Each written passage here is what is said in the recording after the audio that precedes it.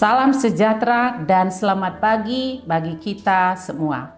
Saudara-saudari yang terkasih di dalam nama Yesus Kristus, sebelum kita mengawali aktivitas kita sepanjang satu hari ini, kita terlebih dahulu mendengarkan firman Tuhan menjadi penguatan di dalam perjalanan hidup kita. Mari kita berdoa. Kasih karunia dan damai sejahtera dari Allah Bapa dan dari anaknya Yesus Kristus menyertai kita. Amin.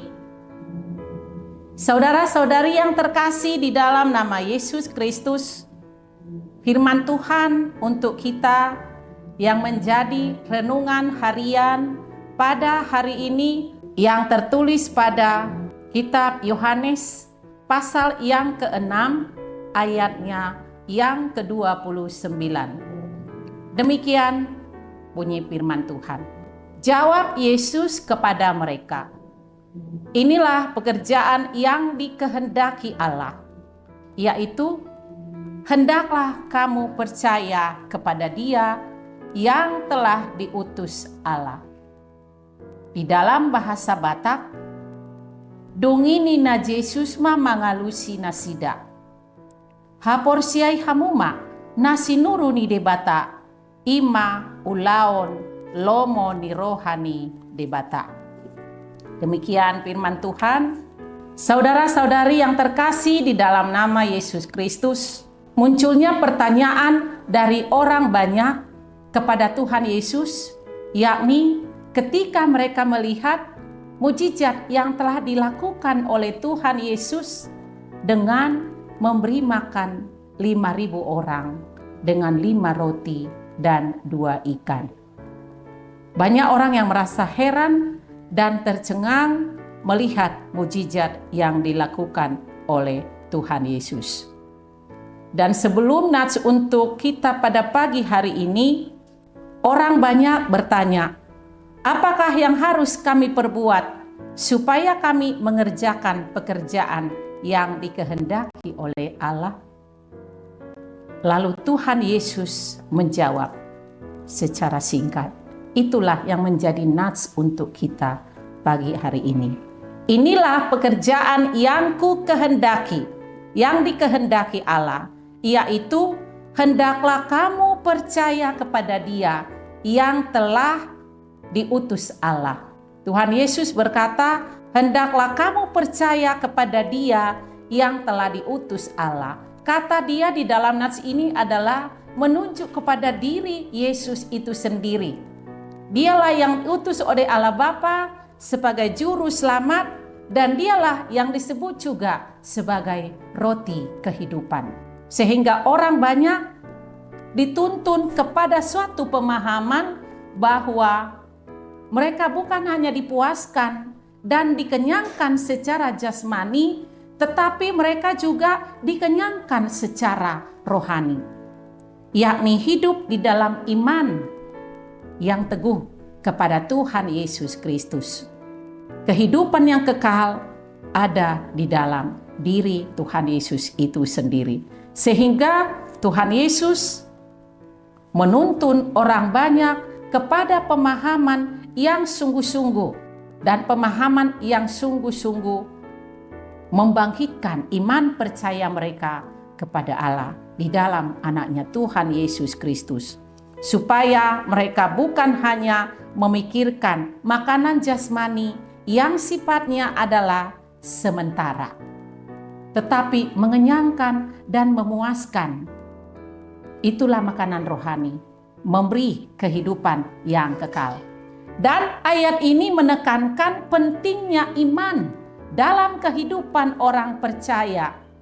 Iman kepada Yesus adalah kunci untuk mendapatkan kehidupan yang kekal dan mengalami kuasa Allah.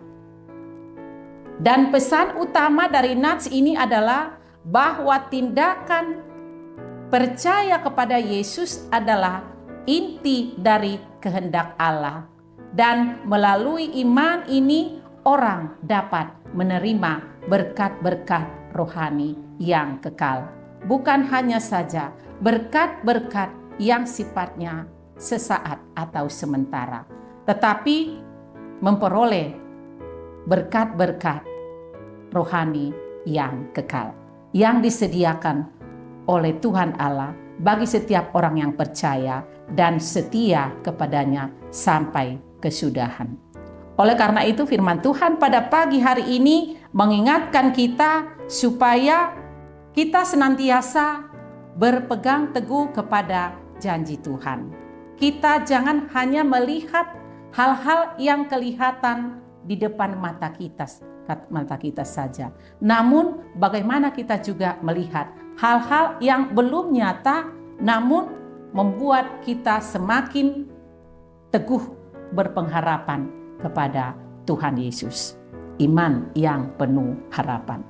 Itulah firman Tuhan yang menguatkan kita pada pagi hari ini. Kiranya kita semakin diberi kekuatan, iman kita semakin bertumbuh dan semakin mengenal jalan kebenaran yang ditunjukkan oleh Tuhan melalui pengajaran-pengajaran yang Dia berikan bagi kita.